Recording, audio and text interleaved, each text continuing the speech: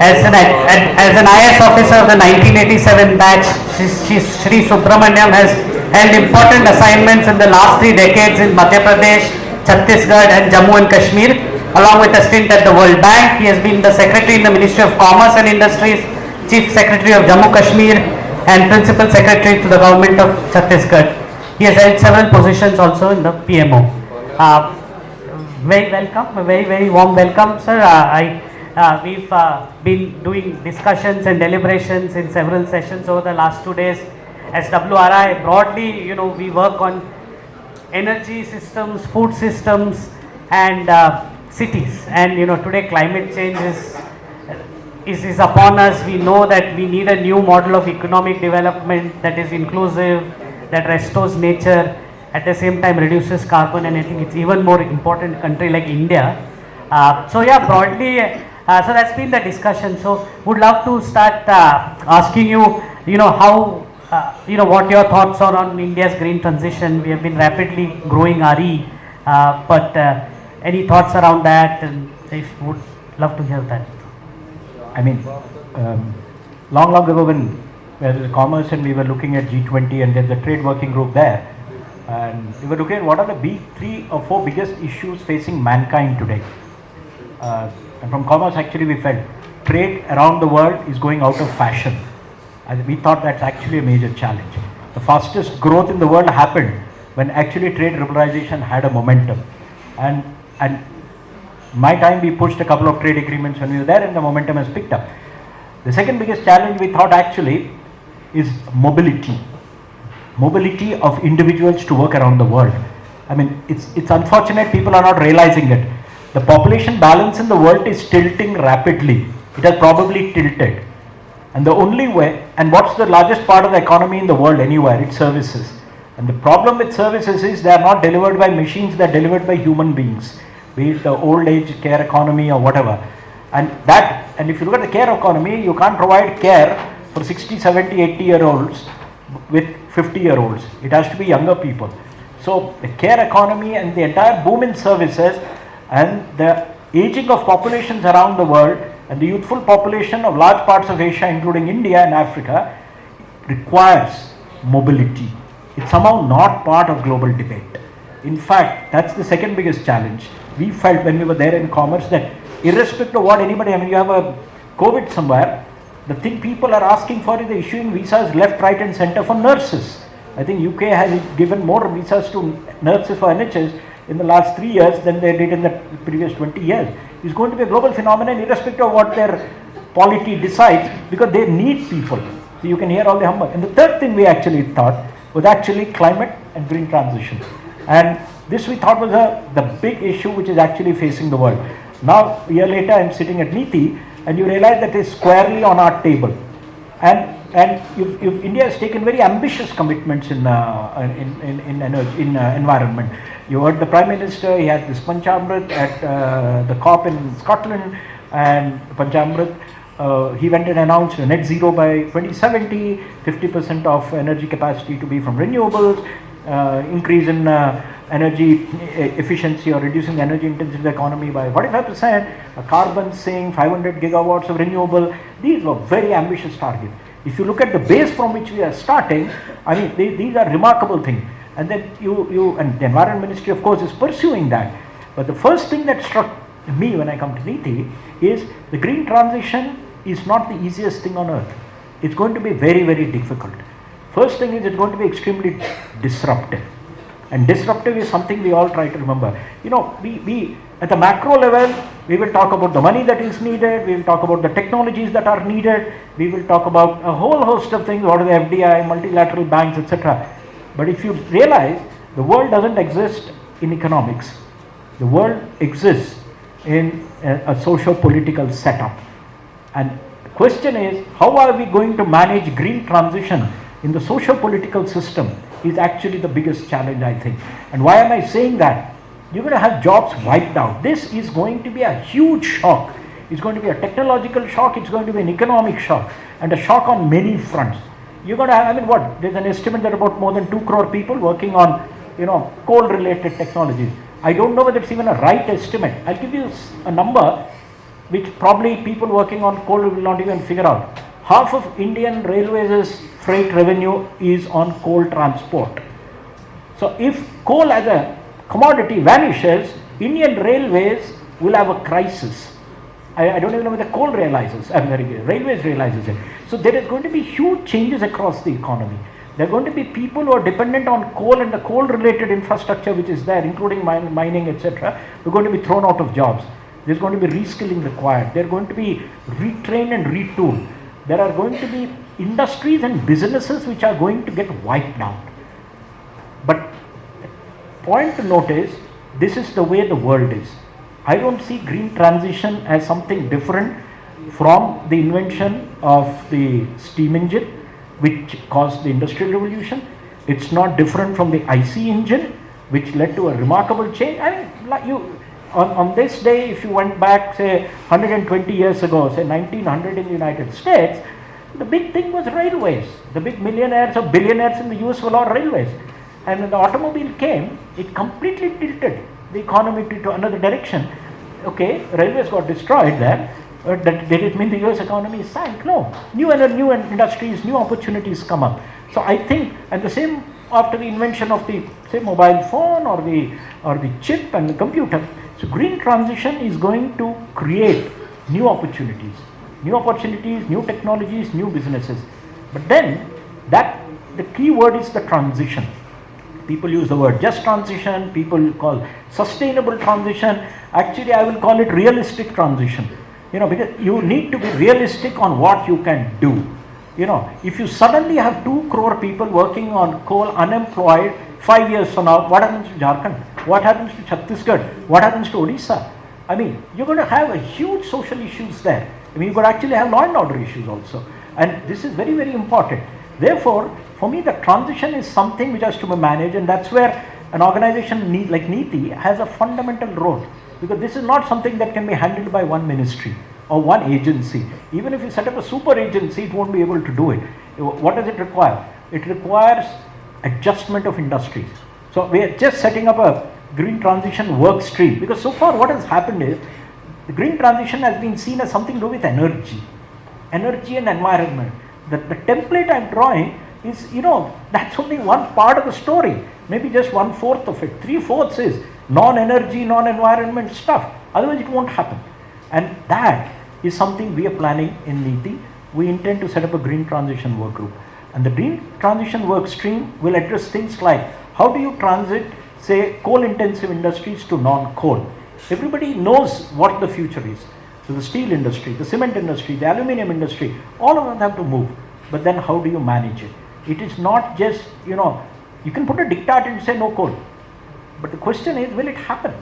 I'll give you an example. All the steel industries can change to hydrogen. But in steel production, coal is not a heating substance alone. It actually is a chemical reaction. There's a reduction going on in the blast furnace. You have to actually change your blast furnaces and your technology. That simple thing. The entire solar in India is on the western side or the northern side. And that's where the green hydrogen is all coming up. And the entire steel production in India is on the eastern side. The guy sitting in Jharkhand or Odisha or wherever needs to be sure that he will get green hydrogen. Will he invest in the steel transition if he's not sure of the availability of this? Now, we are having a green hydrogen mission. It was curated in NITI. It's taken off. They're setting up the ecosystem. But does the steel guy know about it? So there will be work streams for each of these. I'm just mentioning one area. So and so with energy, so and so with transportation, so and so with agriculture. Diesel gensets are a major part of our agricultural system. That's one part of the story in green transition. The other green transition is all the people who are going to be off the job market, who will be without any livelihoods. They would need skill development. They would require re-employment somewhere in some vocation. Question is, do we leave it to market economics or do we give a nudge in some direction? Do people there actually know what is the future for them? So I think the messages are going to be quite strong. You have to have forceful action to push this message down. NITI has a second role in this, and the second role is, I'm talking the macro level now, the national level, be it steel, cement, transportation, energy. The thing is, why do reforms often not happen? Reforms don't happen either the benefits of the reforms do not accrue to the people who are adversely affected by reforms. So the trick is, how do you see that they are managed? They do not lose out in this. Same with the green transition. While it's good for the planet, we have national and international goals, we will do that. The people who are affected are going to be sitting in states. So the message of green transition has to be carried to states. And I think NITI is uniquely placed because we transit what Government of India is doing, and then cooperative federalism is one of our mandates. We work with states.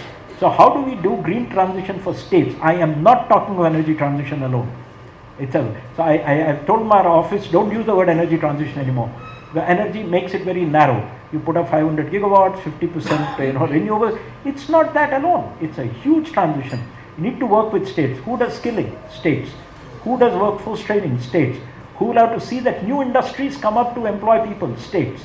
So I think NITI has a major role to push this message down. Excellent. No, thank you very much for that.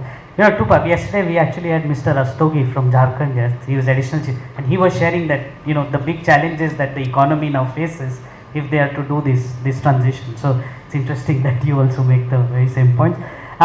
You also, you talked about jobs, and we've most and services, and cities have have been mostly the sort of engines for economic development. But so far we haven't seen that narrative of cities really driving the economic development agenda. So I know you had some ideas around that. Would love to hear thoughts and what NITI is intending to do next. Thanks, Madhav. This is something we have been thinking about just for the past couple of months. I have a view, luckily shared by some people from WRI. It's in India. Let's paint the map of India for the future. The Prime Minister talks of Amrit Kal, India at 2047. I'll just give you some ballpark numbers on which we are all working to actually make it materialize. We're going to be a population is going to be roughly 150 billion and 150 crores, and a GDP per capita will be about $20,000, which means it translates to a $30 trillion economy. Now that's huge. That's bigger than the United States today. I'm just saying that for the sake of effect, to make one realize and let the thing sink in. How big is this number? The question is, what would that mean? On one side, of course, from energy point of view, which is the theme of your seminar, energy needs are going to rise massively. You're going from 3.5 trillion to 20 trillion. Even if you cut your energy intensity of the economy, in absolute numbers, there's going to be increase in energy. And given that we are at about 84%, 85% in terms of fossil fuel dependency, there has to be a steep cut in that. The other side of the story is, where is this $30 trillion going to come from? Okay, one way of traditionally looking at it is, agriculture, manufacturing, services, and break it up that way. The other way of looking at it is, regionally, where is going to come from? And when I say regionally, I'm not talking of, north, south, east, west. I'm talking of, okay, bulk of it is going to come from our cities. If India is going to become a $30 trillion economy, probably 25 trillion of that is going to come from urban areas. Now, that's something we need to realize. And then the question arises, are we actually planning for that in that direction? Do we see urban areas as engines of growth? One of the things I have seen and I've noticed, and this is coming out of a lot of discussion, we seem to have handed over our urban areas, and I know whole of yesterday your program was all about urban. We have handed over urban to architects and planners. Cities are living entities, they are economic entities. And what is Tirupur? It's urban. Right? It's not been designed by a master planner. It's an economic entity, India's largest thriving textile export hub. It grew organically. Okay. Are we going to leave cities to grow organically, constrained by master plans which never account that cities are economic entities? Very few master plans account for economic activities. For them, economic activities, residential area, there have to be people who have to supply groceries, you have to have a market, and you have to have an office area and a residential area, so you need a metro to connect them. That's not economic activity on a big scale. We know that Bombay is the center of India's diamond trade. Yesterday I had a former chairman of the Gems and Jewelry Export Council with me. Bombay has India's diamond boards. Maximum out of, Surat is the other place where the diamond cutting happens. Is Surat urban area planned for expanding the diamond or the jewelry activity? So I think that master planning and other infrastructure are step 2 or step 3 of any urban area plan. The first thing is plan for the economy of the city. You plan for the economy of the country and then you decide you need railway lines and you need roads, etc. Do we do that approach? So I think that's one of the things we're looking at, that cities are growth poles. So we're planning to start a growth hub program. Okay, you're the first people hearing it outside my limited walls and maybe in PMO. In the growth hub program, what we're planning to do is pick up 20 cities and plan for making them, say Bombay is about $250 billion GDP. Can we plan for making Bombay a $1 trillion city? Can we make Lucknow a $500 billion city? Can we make Bangalore a $1 trillion city? I mean, pick up 20 cities in the country, do a SWOT analysis, and there's a lot of expertise with people sitting in the room and WRI and outside. Do a SWOT analysis, identify the drivers of the growth in that city, and then scale it up. Okay, we pick up these 5 or 8 drivers, and then we'll say, okay, each of these drivers you want to scale up 5x, 10x. That gives you the economic plan for the city. And then you look at what are the interventions you need actually to make that real. How do you make it happen? And then of course the rest of the stuff follows. And a lot of analysis we have done. Tokyo, New York, London, Seoul, Beijing, all of them have economic plans. Their city planning is driven. Dubai has an economic plan. Dubai says they did an economic plan. They said we have no inherent advantage. Dubai doesn't even have oil. 2% of the revenue is oil. They said we sit on the east-west transit midpoint of the world. So we will be a trade and a transit hub. And that's the economic plan which they worked out, and then they said for that I need an international airport, I need a port, and I need a free trade zone, and that's what the rest of the tax policies are designed for that. We need to do that for our cities, and that's one of the work streams.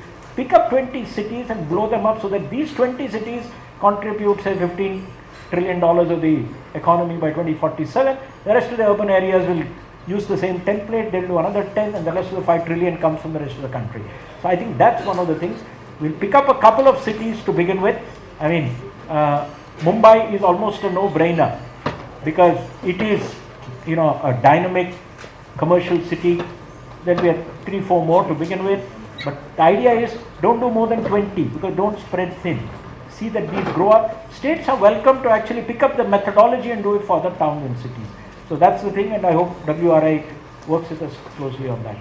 No, thank you. I mean, absolutely, we would love to work on it. We've been doing some work on really just talking about this economic geography approach to planning and how really we can bring and its implications for planning. So this is very exciting, and we are very excited that you've announced that you will take lead and talk about this growth hub programs.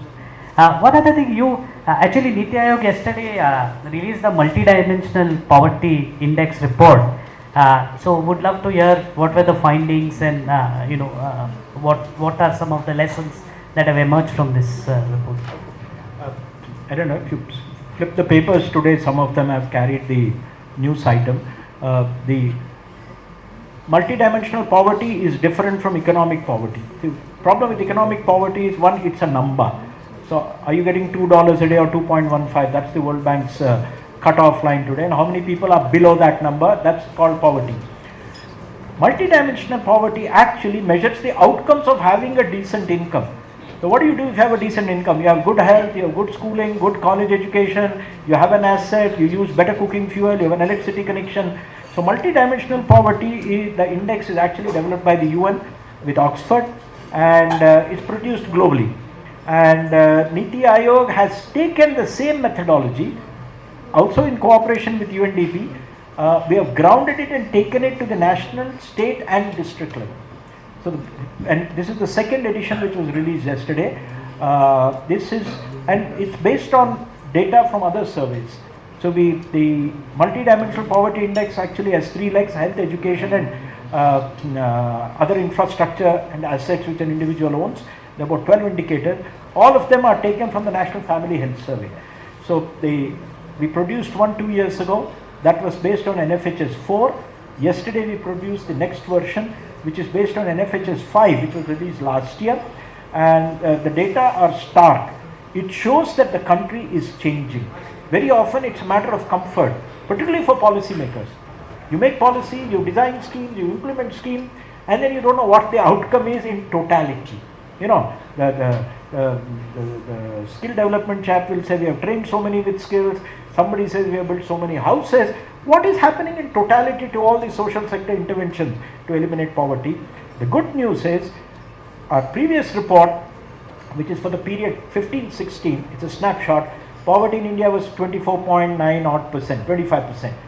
And yesterday's report based on an FHS5, which is for the period 2019 to 22, so it's actually already 21, which is 2 years dated, is 14.9%. So say 15%. So there's been a 10% reduction in households which are poor. What does it translate to in numbers? That means 13 crore people. It's actually 13.4 crore, 134 million individuals have escaped poverty in India. So in the counterfactual is, if interventions had not been there, 134 million more people would be in poverty today. So that's the big number. The other good news is the states which are traditionally worse off are doing the best in eliminating poverty. So Uttar Pradesh alone has lifted 3.5 crore people out of poverty. It's followed by Bihar, Madhya Pradesh, Rajasthan, and a couple of others. I can't go down, but you can't actually reduce multidimensional poverty in Kerala, because the percentage was 0.7% last time, it's 0.55% now. So you actually convert it to numbers, then we're actually at the tail end. But as you know, those so-called old Bimaru states, which you used to call, they're actually rapidly moving out of Bimaru. So that's important. So the 15% is 2 years old data. And my guess is we're probably at 12-13% today, which basically means our SDG goal on poverty we have probably met 7 years ahead. Because 2015 was when the SDG said we will eliminate, reduce poverty to half by 2030. This is 2023. By 21 we are already at 15, we should be around 12.5%. That's one part. To the intensity of poverty is reducing. And the third thing is almost every indicator, there are 12 of them. There's a government scheme which directly tackles it. And I think that's very, very important. For drinking water, there's a Har Ghar Nal. For Swachh Bharat, they tackle sanitation. Saubhagya tackles electricity. Poshan Abhiyan tackles malnutrition. Pradhan Mantri Awas tackles housing. Saubhagya tackles electrification. Jan Dhan tackles bank accounts. So you will also realize that bulk of the government's program targeting the most vulnerable are not designed by accident or pulled out of the hat. All have been designed focusing on indicators which affect poverty, and the results are visible. This covers only 5 years of the current government's tenure. 1 year before is not there, because it began in 2015-16. Data ends 2 years ago. So it's a work in progress, but it's very heartening. And I'll add one more point, and maybe unrelated, but it's related, and that's why things like urban growth hubs are important. These are problems, I keep saying, and I've said there once or twice before elsewhere, of the last century. You know, roti, kapda, makan, bijli, sadak. I mean, these are the first things any country should have addressed before they started addressing other stuff. We were certainly a bit late in the game. These are problems, I keep saying, of the last century. Luckily, we are in the last mile. Maybe 3-4 years down the road, we'll be reaching 0, 0, 0 left in all of these, what we call the saturation approach. Once you saturate, then what? It doesn't mean work ends for government. We will be handling the problems of the next century. I think the higher order problems is what we should be moving to. School should move from access to quality. You know, university should move to, you know, better mapping with industrial needs. Health should move to from basic, you know, immunization and vaccination and related stuff to higher order stuff of lifestyle diseases, old age care. You know, people are living longer. So I think that transition, and the question is, it requires multiple things. Change in thinking in government. Because as a bureaucrat, I mean, I spent 35 years with Mr. Agarwal, he's probably spent 10 years more than me in government. We have not been trained in the problems of the next century. We spent all our life only tackling this and droughts and floods and crisis. The thing is, if these are going to be a part of the past, are we skilled in government? Do we have the vision and the capability in the government to handle the problems of the next century? So there has to be a massive tilt even within government in terms of capabilities, thinking, plans and design to handle the issues of the next century. And I think that's one of the other things which NITI will be grappling with soon. Oh, thank you for sharing. And I'm presuming this is publicly available and Yeah, everybody can access. it's on the NITI website. You can download the 400-page report. It's rich. This data goes down to district level. So state government, I mean, I've been getting calls from chief ministers saying why are 10 districts doing better and 10 districts not doing well in their own state. I said, please go and check with your officers, you know. Thank you. Now you touched upon roti kapda, but you know, now as we are seeing also the severe climate impacts, I think one of the challenges that we are seeing are on food production and food systems. So I was wondering, you know, at WRI we do a large program on landscape restoration, which is to restore degraded land and, you know, use and to sort of you know, stimulate a restoration based economy to bring more innovative business solutions to these challenges. But at NITI, how are you thinking about food systems and yeah, so two themes which NITI is starting to work on is, as I said, growth hubs, and the other I mentioned is green transition. Actually, this is the third area in which we are just beginning the work stream. We will begin with a few states to begin with. I'll put some ballpark figures. Again, it's good to know numbers to, you know, shake us out of slumber or make us realize the potential. Very few people in the world realize that India's cultivated area is more than that of the United States. Please remember that number. Go back, Google, go back to wherever data statistics are. United States is exactly 3 times the size of India in total area. But the total cultivated in area in India is about 1 million hectares more than that of the United States. So that's a message to carry back. That shows you what is the upside in Indian agriculture. India can, and mind you, we are not a temperate zone country, we are a tropical country with rainfall, abundant water, irrespective of what anybody says. If you look at per hectare water availability of what falls, we are actually a water safe country, just that we don't manage it the right way or we use it the right way. We can feed half the world. We can be an agri power. That doesn't mean we feed the world with rice and wheat.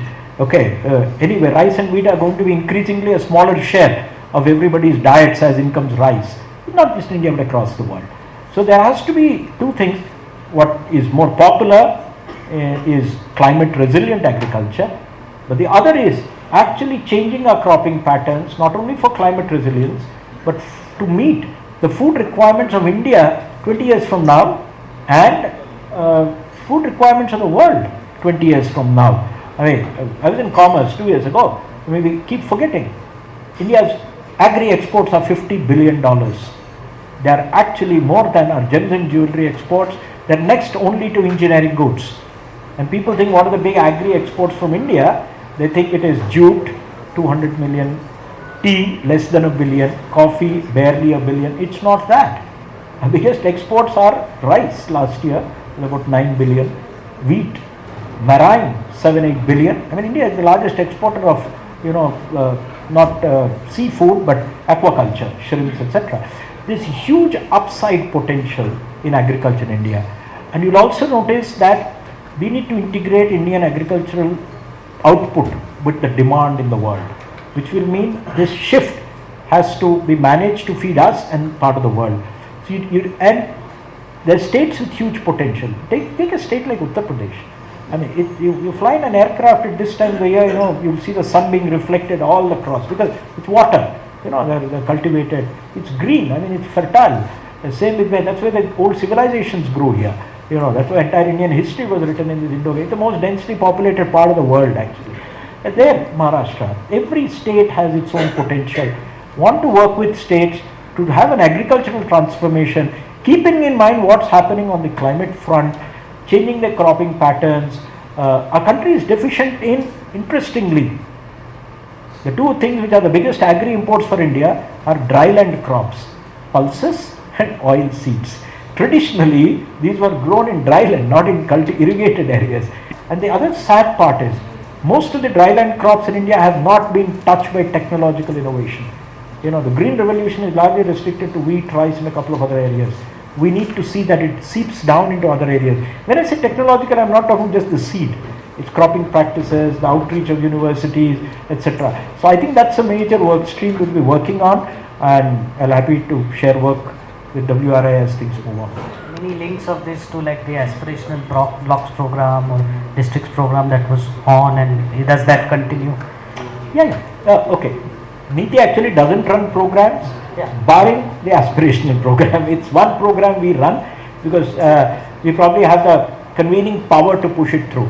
Both the aspiration district and the aspirational block program do not have any finances flowing in. It's of using money better management interventions, longer tenure to officers, and give them clear, simple goals.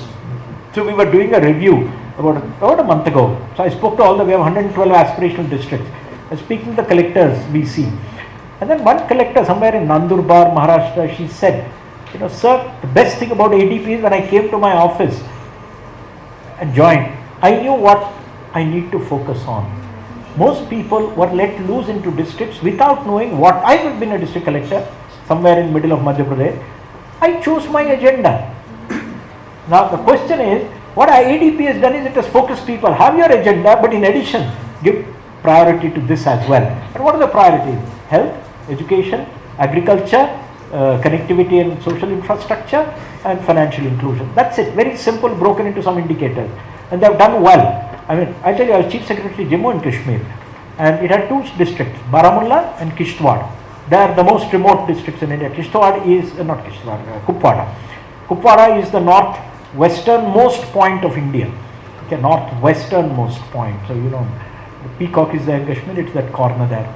And when I went there, they were the last two districts in India in terms of ranking. They were actually 111 and 112. I said, wow. But you realize, you work, put good officers, work there, and they improved dramatically. They landed somewhere in the 30s and 40s. There's a small incentive which we give. If you do damn well, you give her 2 crores or 3 crores to be used on some social infrastructure. So there's a race, there's a positive incentive, there's competition among districts. And this year in the Civil Service Awards, last 3-4 years, there's a separate category for aspirational district, and Baramulla actually won the award for aspirational districts innovation there. So it's satisfying that the last district in 2018 wins a prize in 2023 April. It's remarkable, and it's not one individual.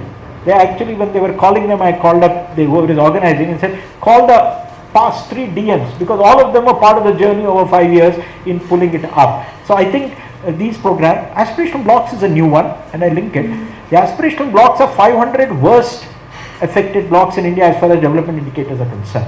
Again, all these are selected in a very normative way, no subjective interference. 68 are in UP, about 40 in Bihar, even Maharashtra is 21. So they are there. And Maharashtra would be typically Gadchiroli, Bhandara, that end of the state. And the idea is simple. We've made it block level. There's another problem in our entire government system. Data is hard to come by, and the lower you go, the more scarce it becomes. So for these blocks, we've actually generated block level data from whatever is available, and most of it is publicly available sources. We're putting it out on the website before the end of the week or end of next week. It's 500 blocks, 33 indicators, 5 areas. Very simple. The health guy, he knows I have 5 indicators to focus on. Immunization rate, do women get their medicines every trimester, pregnant women, And the whole idea is by 2nd of October, everybody will come out with a simple 5-page block strategy. How the hell am I going to become 100% in all of them? That's it. I mean, there's no rocket science here. It's too easy. It just needs, like a woodpecker, constantly, chiseling away, and you'll reach the end, and you'll have a nice nest there. And the whole idea is in 6 to 8 months, we start seeing results. The same thing will be there. Will be very transparent. We'll produce quarterly data, rankings, and there. Agriculture is a major part of these indicators. And I think agri here is linked to irrigation, incomes, output. So some things are there. We can talk about it later. Thank you. So one last question. Thank you much. You talked a lot about state support missions. We work a lot at subnational level. What advice or ask you have from organizations like us to support some of this agenda? Yeah. Okay. I mean, a lot of people who read pink papers, the last 10 years, 15 years, no, 20 years, 2004 onwards I've been watching, everybody says second generation reforms, and the difficulty of doing that, basically whatever you call second generation or whatever is actually work to be done in the states, not in GOI. The bulk of India's issues now have to be tackled at state level. Okay, if you want health, you have to be in states, education, you have to be in states, skilling state, industrial development, irrespective of what government of India does. The actual action in terms of industrial estates, electricity supply, labor, housing, everything is in states. So I think states are key, and I think that's something NITI is very keen on pushing. Nothing can happen without states being on board, and the problem is the template in India as far as states is concerned is not uniform. There are huge regional variation. You will have the same people running away with the trophies and prizes, and the problem is there are others who are weak for a lot of historical reasons, also governance issues in the past, also capacity issues. There are states which can't write a PPP proposal or a document. There are states which can't do basic stuff. You go to the other state, they'll come out with 20 of the same thing. So sometimes I tell civil servants, maybe you just switch them from one state to the other, you'll see the difference. But the problem is these are there. And I think if India has to grow, we need to tackle states, take them forward, improve their finances, because states is where the maximum capex in the country happens. It's a misnomer. If you look at the actual investment on capital expenditure, states invest more than government of India. So you need to improve their finances to get the capital expenditure going, the skilling going, and NITI will be working for somebody like WRI who works on urbanism. What does Delhi do in urban? Finance metros, a few buses, but the rest of it is all in states and municipalities. Agriculture, it's a state subject. So in all the areas you specialize in, it's all there. And I even said green transition. If you look at green in terms of energy, okay, states are there, electricity board. If you look at the whole menu of issues in green, it's there. And GOI will have a major role in pushing the envelope, sensitizing, creating a policy framework. But I think there is a lot of work to be done with states, and I think that's the direction NITI will move, and that's where we will seek partners so that we can work with partners in states. Thank you very much for your time. Given your presence here, we would like you to help us release one report of ours. So in the report basically uses 4 models to assess long-term low carbon scenarios for India in power, transport and industry, and we've done this in partnership with CEW, CSTEP and KPMG, and I'd request my colleagues Ashwini and Arpan, who are the authors of this report, to also join, or co-authors of this report.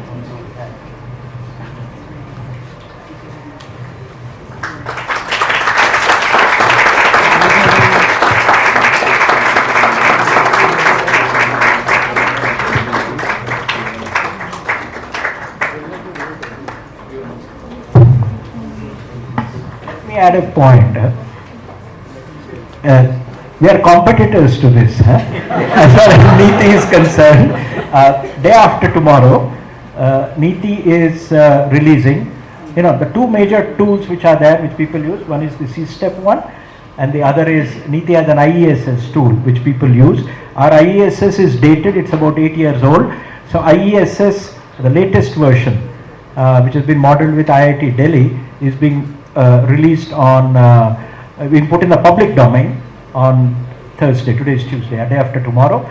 So people are welcome to test that out, try that out. Ours is an open tool. So I think the beauty of the NITI thing is we are throwing it in the public domain. So you can play with assumptions, you can play with input variables, you can play with output variables, and you get multiple scenarios. So that is there. We also got an energy dashboard, which we'll be releasing next week. We are working with Suvidha Foundation on that, and that will be coming out next week. But my take on all this is more the merrier. The message goes around, and I think it's good for the country if everybody plays their role in carrying the message forward. Thank you. Thank you very much for your time. Please a big round of applause.